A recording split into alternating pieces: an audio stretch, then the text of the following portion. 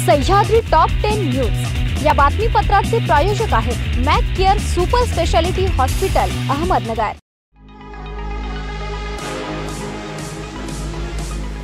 Ram agency सादर करत आहे Samsung big TV festival offer. Branded electronic वस्तूंच्या रूपाने सजेल आपले घर सुंदर। त्वरा करा, ही ऑफर राम एजन्सीच्या तिन्ही शोरूम मध्ये 14 सप्टेंबर पासून मर्यादित कालावधीसाठी उपलब्ध। शाखा मार्केट यार्ड, नवी पेठ आणि Savedi Ahmednagar. Celebrate new era in AL entertainment.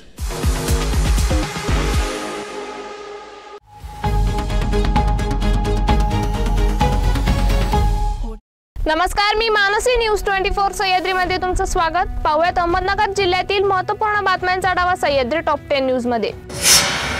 गुरुवारी कोपरगाव शहरातील श्री स्वामी समर्थ मंदिराजवळ 2 गटात वाद होऊन गोळीबार झाला। या गोळीबाराच्या घटनेत एक तरुण गंभीर जखमी झाला।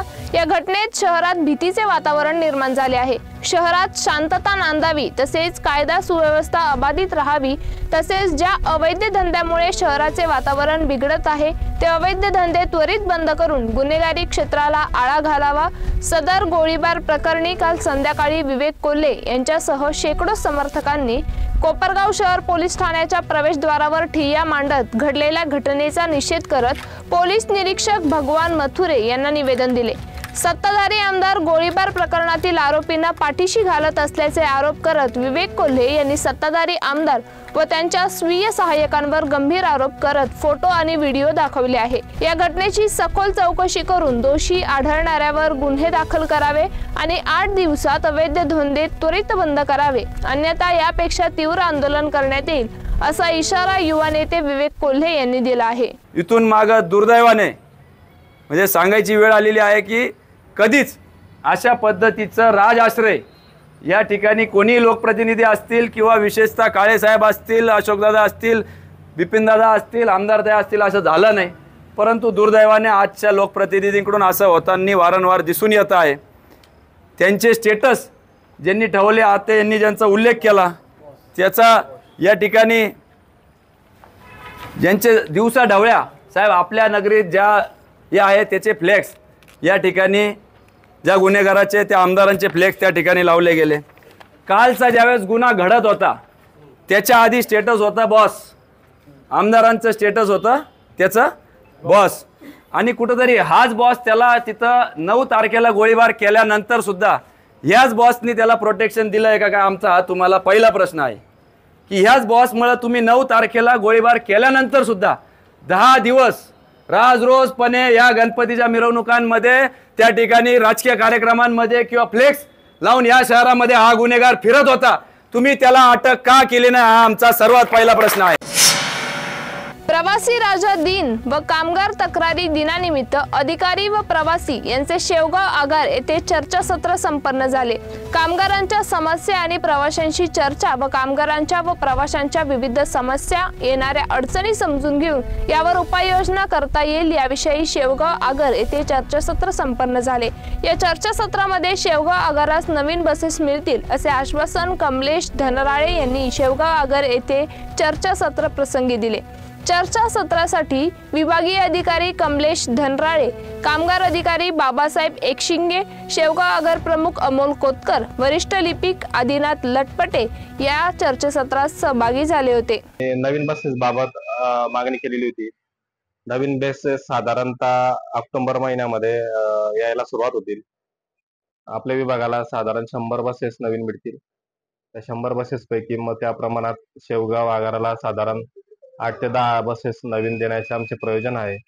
या व्यतिरिक्त नवीन खाजगी बसेस देखील आपल्या शेवगाव आगाराला मिळणार आहेत। त्याचं अजून आपल्याकडे येण्याची तारीख जरी फिक्स नसली तरी साधारण 20 ते 25 गाड्या आपल्या शेवगाव आगाराला नवीन स्वरूपात खाजगी मालकीचे मिळणार आहेत। अकोले तालुक्यातील बिरगाव येथे शुक्रवारी भल्या सकाळीच बिबट्याने दोघांवर प्राणघातक हल्ला करून जखमी केले, तर दोघे जण हल्ल्यातून बालंबाल बचावले आहे। या घटनेमुळे शेतकरी आणि ग्रामस्थ भीतीच्या सावटाखाली आहे। याची वन विभागाने गंभीर दखल घेतली असून सकाळपासूनच अधिकारी व कर्मचारी तळ ठोकून आहेत। याबाबत वन विभागाने स्थानिक ग्रामस्थांकडून मिळालेली अधिक माहिती अशी की सध्या वीरगाव शिवारात मोठ्या प्रमाणात ऊस आणि मका पिके आहे। यामुळे बिबट्यांना लपण्यासाठी जागा मिळत आहे। त्यातच भक्ष्याच्या शोधात बिबट्याचा संचार असल्याने रात्री व दिवसाही दर्शन होत आहे। शारदीय नवरात्र महोत्सवानिमित्त श्री क्षेत्र मोहटा देवी गडावर नवरात्र उत्सवाची तयारी सुरू झाली आहे। 3 ते 16 ऑक्टोबर दरम्यान घटस्थापना ते कोजागिरी पौर्णिमा या कालावधीत शारदीय नवरात्र उत्सव होत आहे। या काळात सर्व धार्मिक कार्यक्रम व विधी केले जाणार आहेत। मोठा देवीच्या दर्शनासाठी राज्यभरातून विविध भागातून लाखो देवी भक्त नवरात्र काळात दर्शनासाठी येतात। या भावी भक्तांच्या सोयी सुविधासाठी मोठा देवस्थान समितीने प्राथमिक गरजा पुरवण्यासाठी कामकाजाला सुरुवात केली आहे। शेवगाव तालुक्यातील शिवपानंद रस्ते व शेत रस्ते खुले करा या मागणी संदर्भात शेवगाव कृषी उत्पन्न बाजार समितीच्या शेतकरी सभागृहात शेतकऱ्यांनी भव्य रॅली काढून शेतीला रस्ता मिळालाच पाहिजे, जय जवान जय किसान, भारत माता की जय, इन्कलाब जिंदाबादच्या घोषणा देत रॅली शेवगाव तहसील कार्यालयात पोहोचल्यानंतर 3 तास ठिय्या आंदोलन केले। शेवगावचे तहसीलदार प्रशांत सांगडे यांनी शिवपानंद रस्ते व शेत रस्ते समितीचे प्रमुख शरदराव पवळे यांच्या उपस्थितीत तालुक्यातील रस्ते पीडित शेतकऱ्यांशी संवाद साधून लगेच परिपत्रक काढले। यावेळी आंदोलनात सहभागी असलेल्या शेतकऱ्यांनी आपल्या भावना व्यक्त शेतकरी या ठिकाणी संघर्ष करत आहेत। वहिवाटीचे अनेक रस्ते या ठिकाणी बंद करण्याचं काम चालू आहे आणि अनेक फौजदारी स्वरूपाच्या घटना वाढत असून प्रशासन याकडे गांभीर्याने न घेता दुर्लक्ष करत आहे। अनेक ठिकाणी या शेतकऱ्यांकडून पैसे मागण्याचंही या ठिकाणी काम चालू आहे आणि कंटाळलेल्या शेतकऱ्यांच्या या ठिकाणी राज्यभर रडावा झालेला आहे आणि राज्याचे मुख्यमंत्री असतील, उपमुख्यमंत्री असतील, महसूल मंत्री असतील यांनी मागील सरकारने जो शासन निर्णय बनवला, आताच्या सरकारने शिवपानंद क्षेत्राच्या संदर्भात शासन निर्णय बनवला, त्याचा कुठल्याही प्रकारे अंमलबजावणी या ठिकाणी चालू नाहीये। ग्राम क्षेत्रस्थ समिती स्थापन व्हाव्या, पोलीस प्रशासन असेल, भूमी अभिलेख कार्यालय असेल यांनी कुठल्याही प्रकारची फी शेतकऱ्याकडून मोजणी संदर्भात घेऊ नये असे आदेश असतानाही कार्यालयाकडून चुकीच्या पद्धतीने शेतकऱ्यांकडून लूट या ठिकाणी चालू आहे, ती तात्काळ थांबवण्यात यावी आणि शेतकऱ्याला शेवटच्या माझ्या भावाला दर्जेदार रस्ता द्यावा आणि या ठिकाणी समृद्ध महाराष्ट्राचं, समृद्ध शेतकऱ्याचं स्वप्न पूर्ण करण्यास आम्ही या ठिकाणी आलेलो आहोत। परंतु या तहसील कार्यालयामध्ये तहसीलदार या ठिकाणी गायब असून या ठिकाणी वरिष्ठ पातळीवर याचा जाब विचारला जाईल।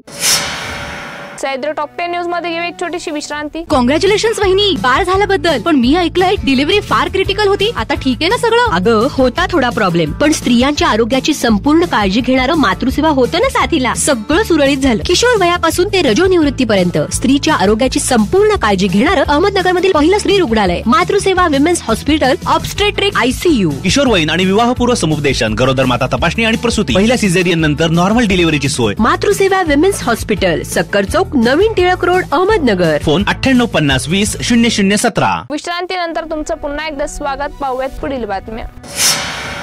कोपरगाव मतदारसंघातील दिव्यांग व्यक्तींचे जीवन स्वावलंबी होऊन त्यांना आयुष्यात येणाऱ्या अडचणी दूर करून सर्वसामान्य नागरिकांप्रमाणे आयुष्य जगता यावे यासाठी प्रयत्न करीत आहे।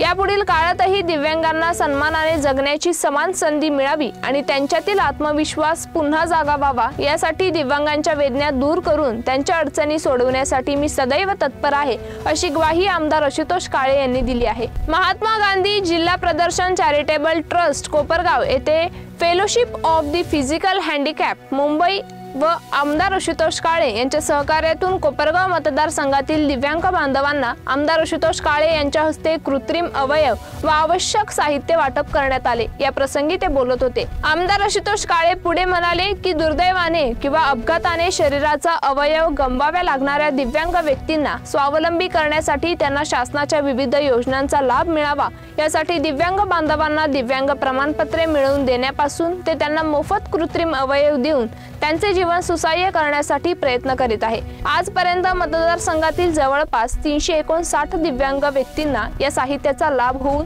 ते स्वतःचे आयुष्य स्वावलंबी होऊन जगत आहेत।